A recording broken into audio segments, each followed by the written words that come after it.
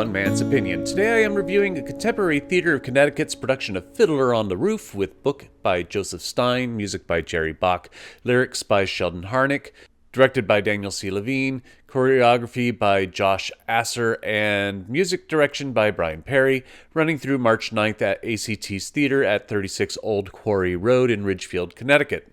If I were a rich man, I wouldn't be asking for your support over at Patreon, but alas I am not, and thus I am. Every dollar you contribute helps meet travel expenses and other costs to review these shows, as well as my classic cinema podcast, Yesterday's Matinee, where on Patreon you get early access to the latest episode, which is currently the 1929 film Un Chien Andalou. The page also features the occasional restaurant review, retro reviews, and even an occasional poll. Thank you to my current patrons, especially my Neo and Hamilton patrons. Welcome to the new ones. A link will be in the description. Fiddler on the Roof is one of those iconic musicals that everyone needs to go and see at least once. It's an intimate story of a Jewish family struggling through its day-to-day life in 1905 Russia in the Pale of Settlement, a region of Russia where Jews were permitted to reside at the time under the supervision of local Russian authorities. There was also the constant threat of pogroms, which were violent persecutions of the Jews that often resulted in total destruction of communities and deaths of many members of the Jewish communities there. It is also a time of socio-political upheaval. Various revolutionist movements are arising to overthrow the Russian monarchy, and traditions that are viewed as precious to the Jewish community of Anatevka, where the musical is set, are being challenged by more progressive traditions, like women having the freedom to choose whom they will marry versus arranged marriages, for example. The family's patriarch, Tevye, here played with mischievous wit and fierce determination, offset with a resolutely tender heart by Danny Rothman. Most of his decisions in this regard have to do with parental consent to marriage. Willie let his oldest daughter, Seidel, played by Ariella Sarur, marry the tailor Multicom Zoyle, played by Daniel Kushner, instead of the older, wealthier Laser Wolf, played by James Zanelli, to whom she has already been promised.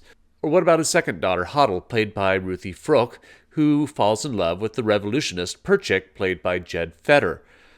Then there's the third daughter, Hava, played by Skye Gillespie, who makes the most egregious matrimonial choice in Fyedka, a Russian Christian and a member of the local Russian Guard, played by Tyler Donovan McCall. What I think is brilliant about Fiddler is its balance of showing the need for progressive advancement while depicting a sincere reverence for the traditions that the Jewish culture has. Beautiful moments of worship, like when Tevye and his wife Golde, played by Jennifer Babiak, leading the Sabbath prayer, is offset by challenges made by Perchik, for example, on cultural norms like men and women not dancing together.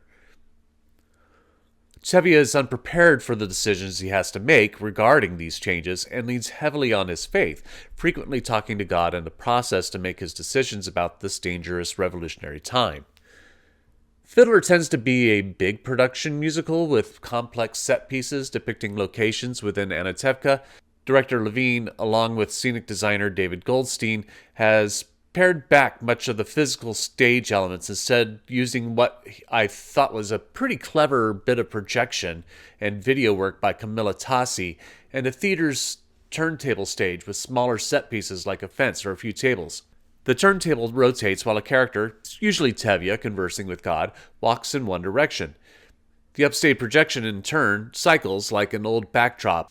It gives the upstage backdrop a bit of movement with character, creating a deeper sense of space and movement. Also, in lieu of various larger set pieces, the stage holds two seating arenas, one stage left and the other stage right, where the cast sits when they aren't in the scene or off stage in a costume change. I don't think it was necessary to have the cast on stage the entire time, but it does create a nice framing element for the stage. The cast is overall excellent. As I said, Danny Rothman is a great Tevye, and Babiak gives a sensitive, understated performance as Golde.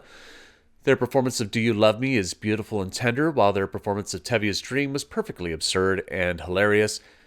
The various aforementioned young couples are all good. I particularly enjoyed Sarur and Kushner as Seidel and Model, who give the couple a sweet, tender ignorance about love for each other that fuels their desire to buck tradition for each other. One element that needed some tuning was the dialect work. There was some great work by some of the cast who gave some rich Eastern European influenced accents, while others sounded like they were from the Bronx. It took away from the performance of the actors, but thankfully they were mostly coming from the minor characters. Also, the way the ending of the show is staged drags.